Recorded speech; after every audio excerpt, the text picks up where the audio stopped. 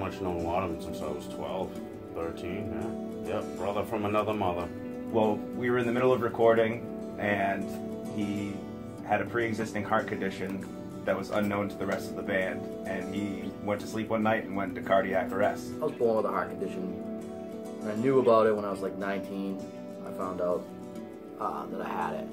Right, I got a text message from his wife, and she had told me that that Waterman had gone into cardiac. Obviously, it didn't show its head until later on. No one was really concerned, so I wasn't concerned.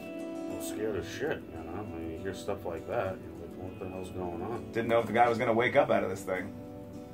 Everything kind of just changed at that point. Because we were working a lot, we were doing a lot on the album, we were writing so much at the time, then bam, you stop like that, and you look at life, you're like, you know, anything can happen at any time. You never think that you're going to be, that this is going to happen to you. Hearing, you know, less than 7% chance of surviving is just, you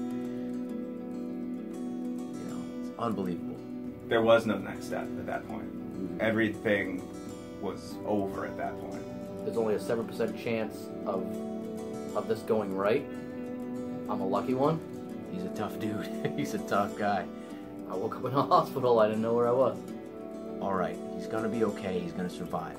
It wasn't my time to go. For the first 3 months, you had to wear, you know, a heart monitor and couldn't do anything. Well, as soon as we knew that he was still alive and, you know, kicking as much as you can be kicking after something like that, We let him rest, get his strength back up, and me and Kurt were up here grinding away. While, you know, Waterman was in the hospital, like, I got hit up by just about every former member of the band, you know, with the exception of one.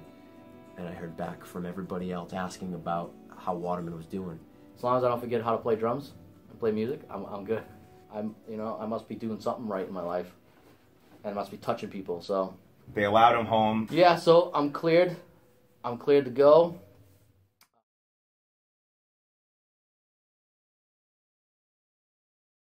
We decided to do the want ad because we've always tried to do stuff as in-house as possible.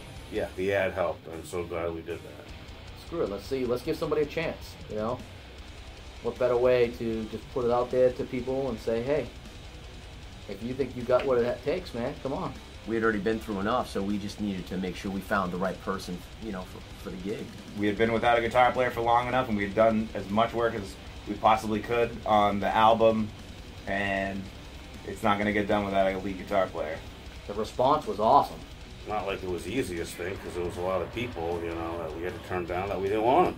We were also prepared to know that it wasn't just going to be videos of Randy Rhoads and Marty Friedman and Zakk Wylde and Dimebag in every single video. I think we got more videos and more submissions than we had anticipated.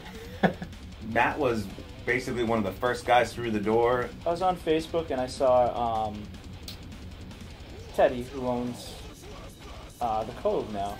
He had posted it. Yeah, one of the first videos we got, you know, and you know, I got the email and it was like, boom. Finally got my iPhone to work, kind of angled it up on a chair, it fell over 3 times, and I just went at it. He just hit it out of the park with the first solo that he put down. You know, we put it out there for someone to play any solo, and he came at us pretty strong.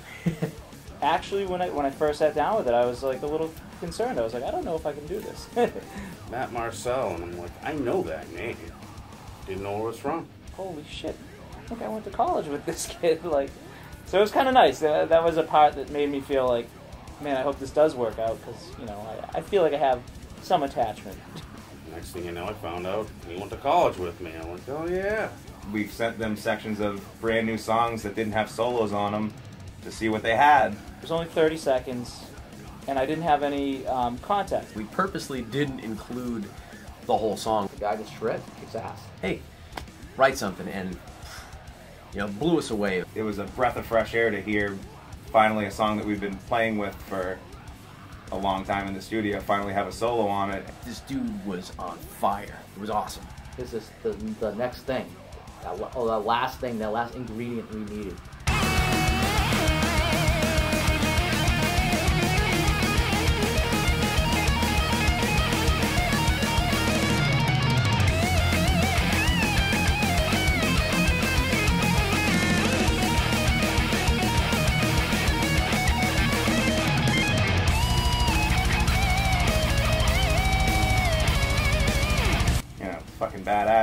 finally hear some classy shit like that.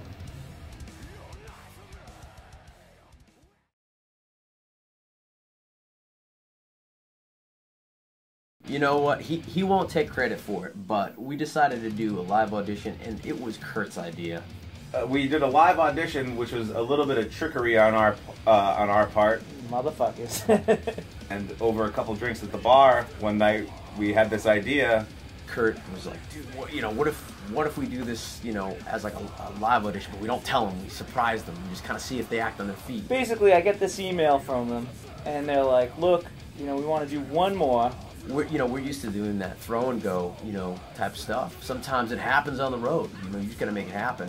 Have the proper attitude, like you were gonna play a show, and they give me a set list, and I printed it out, I rehearsed it in the order. Nope, you got a half an hour. Get on stage, get your stuff up there, get ready. It's a throw and go situation, and it happens a lot. So you get no time to think and nothing. You just bam. They open the door, and I see the stage, and I shook my head. I knew. We're a live band. We've always been a live band. And we put out 110% every single night. You're not ready? You're not ready for us? He responded perfectly. I just wanted to get across the point that no matter what, I would work my ass off.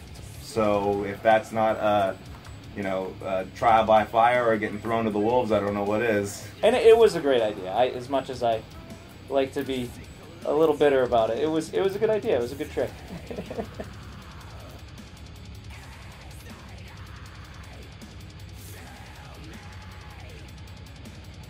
I am ecstatic about the new album. Nobody is expecting what we got. I'm psyched because I have an involvement in it big time, so I'm real psyched. It was so natural working with everyone. I think people are going to hear a Thy Will Be Done that they know has always been there, but it's finally arrived. It blew my mind. The first song they played me, right away I made them replay the intro again. I said, this new stuff is amazing. Really badass album coming out. We're going to shove it down your throats. If you like metal, you're going to like this album. If you don't like this album, you don't like metal. Now that we have Matt in the band and he's a full member, it was time to plan a show. So, we got Matt's first show coming up Friday, April 28th at the Cove Music Hall in Worcester, Massachusetts. I'm very excited about the first show, Our good friend Teddy runs that place, owns that place, and it's where we did the benefit for Waterman, and what better place to do it, I'm super excited that it's in my hometown. Just puts Matt under pressure. I love putting him under pressure. It's nice to have the comfort of a place you've played a million times. Thank you all, sincerely, for all your support through everything, through probably the most difficult past couple of years we've had, and thank you, sincerely. It's time to just get back out there and just show everybody that we haven't gone anywhere. We just had to take care of some shit. I think as far as I'm looking right now, it'd be great to really get in and have some fun, World domination, maybe? Something like that.